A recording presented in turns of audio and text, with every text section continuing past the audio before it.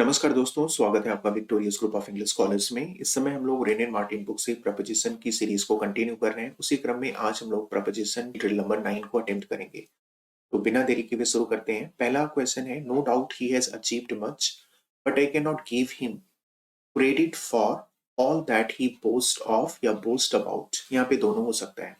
तो credit for ये तो बहुत आसान है, और बोस्ट ऑफ भी हम लोग कई बार यूज करते हैं, और बोस्ट अबाउट ये भी आपको याद रखना है। ठीक है, तो इसमें कोई डाउट नहीं है, कुछ ने बहुत ही अचीव किया है। लेकिन आई can not give him credit for, लेकिन मैं उसे क्रेडिट नहीं दे सकता उन सबके लिए जितना वो पोस्ट ऑफ कर रहा है, या जितना वो सेखी बगा रहा है, जितना वो बोल रहा है। नेक्स्ट है, the despotism of custom is everywhere the standing hindrance to human achievement. Hindrance हमेशा अपने साथ प्रपोजिशन टू लेगा। इसी के साथ एक वर्ड और आपको याद रखना है, इम्पेडिमेंट। इम्पेडिमेंट का मतलब भी होता है वही जो हिंड्रेंस का होता है, और ये भी प्रपोजिशन अपने साथ क्या लेता है, टू लेता है। तो कस्टम का जो डिस्पोटिज्म है, कस्टम का मतलब रीति रिवाज, और डिस्पोटिज्म का मतलब होता है डिक्टेटरशिप। कस्टम का जो डिस्पोटिज्म है वो ह्यूमन अचीवमेंट के लिए हर जगह क्या है, एक हिंड्रेंस है, एक इम्पेडिमेंट है, एक बाधा है। तो याद रखना, हिंड्रेंस टू और इम्पेडिमेंट टू। नेक्स्ट बात करेंगे, he is indebted to his friend for large sum. तो इंडेटेड हमेशा अपने साथ प्रपोजिशन टू लेगा, और यहाँ पे प्रपोजिशन आएगा फॉर। ये आपको दोनों याद रखना है। इंडेटेड का मतलब होता है रेडी होना।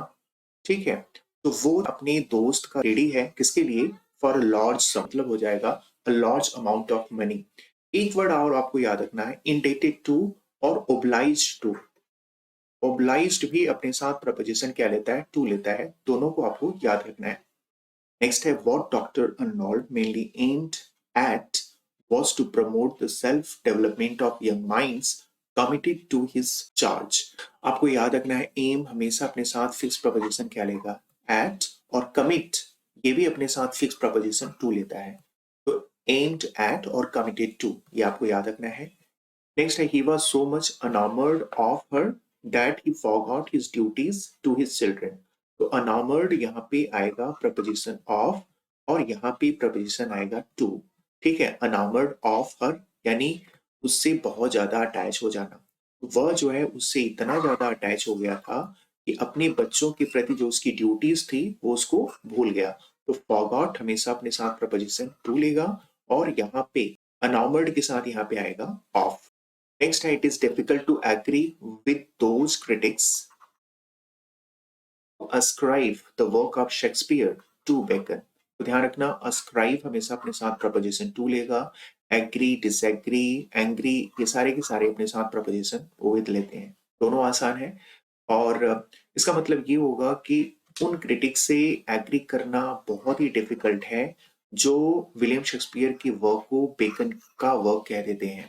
नेक्स्ट है, in his autobiography he refers to. Refer हो या रेफरेंस, दोनों अपने साथ प्रपोजिशन टू लेंगे। उसके बाद एवोरेंस हमेशा अपने साथ प्रपोजिशन ऑफ लेता है। तो उसने अपने ऑटोबायोग्राफी में एनिमल डाइट के प्रति एबोरेंस, एबोरेंस का मतलब डिसलाइकिंग, नापसंदगी को रिफर किया है, यानी मेंशन किया है। तो आपको याद रखना है रेफरेंस टू और एबोरेंस ऑफ। नेक्स्ट है, ही कन्वर्स टू अस। कन्वर्स अपने साथ प्रपोजिशन टू लेगा, ऑन सब्जेक्ट्स या अबाउट सब्जेक्ट्स, दोनों यहाँ पे करेक्ट होगा, ऑफ वैरिड इंटरेस्ट। ठीक है, उसने मुझसे विभिन्न रुचियों के विषय पर बात किया। तो ध्यान रखना, converse to on subjects of varied interest. देखो, कन्वर्स का मतलब होता है बातचीत करना, और ऐसे ही देखो सेड, सेड भी अपने साथ प्रपोजिशन टू लेता है, और स्पीक भी अपने साथ प्रपोजिशन टू लेता है। तो वैसे ही आपको एसोसिएट कर लेना है, कन्वर्स भी अपने साथ प्रपोजिशन टू लेगा। नेक्स्ट है, the accident happened to him. Happened का मतलब होता है घटित होना, टू टेक प्लेस, और at late are and in and out of the way place. तो एक्सीडेंट जो है रास्ते से दूर, लेट आर को घटित हुआ। समझ में आ गया, happened to at late are in and out of the way place. तो आसान है, तीनों आप आसानी से फिल कर लेंगे। नेक्स्ट हम बात करेंगे a cashier is liable to render account for the money received by him. तो यहाँ पे ध्यान रखना, अकाउंट फॉर हो जाएगा और ये तो पैसों का कंस्ट्रक्शन होगा, यहाँ पे बाई हो जाएगा, ये तो आसान है।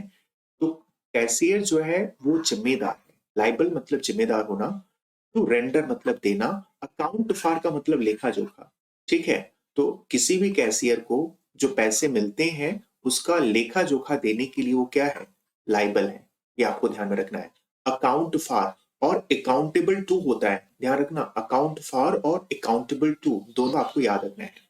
नेक्स्ट हम बात करेंगे the soldiers in the fort. यहाँ पे इन आएगा, the soldiers in the fort were provided with हो जाएगा, ध्यान रखना, provided with provision to last them a year. तो जो सिपाही फोर्ट में है उनको जो है, प्रोविजन का मतलब अधिकार, प्रोवाइडेड विद का मतलब होगा सशर्त, ठीक है, ऑन कंडीशन दैट। तो जो भी सोल्जर्स फोर्ट में हैं उनको सशर्त अधिकार दिया गया है जो 1 साल तक चलेगा। तो आपको याद रखना है, इन द फोर्ट और प्रोवाइडेड विद, ये फिक्स प्रपोजिशन लेता है, ये आपको ध्यान में रखना है। नेक्स्ट हम बात करेंगे we are accountable to God for our actions. तो यहाँ पे देखो अकाउंटेबल क्या हो जाएगा, टू हो जाएगा। अभी अभी हम लोगों ने देखा था अकाउंट फॉर और अकाउंटेबल टू, वेरी कंफ्यूजिंग है लेकिन आपको अच्छे से याद रखना है। We are accountable to God for our actions. Accountable to का मतलब होगा expected to give an explanation of your actions. Hindi में कहें तो जिम्मेदार या जवाबदेह। तो हम लोग जो है अपने सारे एक्शन का लेखा जोखा भगवान को देने के लिए क्या है, जवाबदेह हैं। तो अकाउंटेबल टू और अकाउंट फॉर ये दोनों आपको याद रखना है। नेक्स्ट है let us vie with one another in doing good. दोनों आपको याद रखना है, वाई विद और in doing good. Vie with का मतलब होता है compete विद अदर, ठीक है, दूसरे से जो है प्रतिस्पर्धा करना। तो हमें जो है एक दूसरे से प्रतिस्पर्धा करना चाहिए, किस लिए, अच्छे काम करने के लिए। वेरी वेरी इंपॉर्टेंट दोनों प्रपोजिशन है, आपको याद रखना है, वाई विद और इन डूइंग गुड। नेक्स्ट है his thirst for knowledge. Thirst हमेशा अपने साथ प्रपोजिशन फॉर लेगा, आसान है, कई बार आ चुका होगा। His thirst for knowledge left him no leisure for anything else। ये इंपॉर्टेंट है, लेजर फॉर ये आपको ध्यान में रखना है।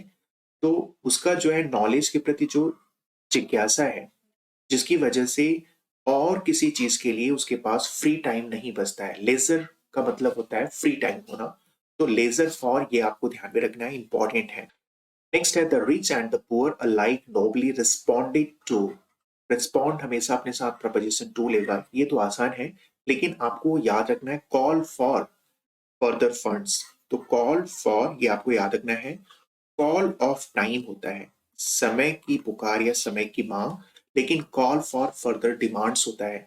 कॉल फॉर का मतलब होता है कोई चीज का पब्लिकली डिमांड करना।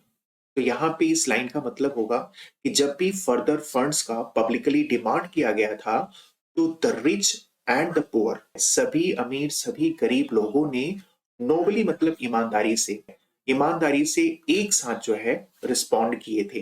तो रिस्पॉन्डेड टू और कॉल फॉर ये दोनों आपको याद रखना है। नेक्स्ट है for those who suffer from nerves. Suffer हो या सफरिंग ये दोनों अपने साथ प्रपोजिशन फ्रॉम लेते हैं, ये आपको ध्यान में रखना है। For those who suffer from nerves the remedy lies in perfect rest.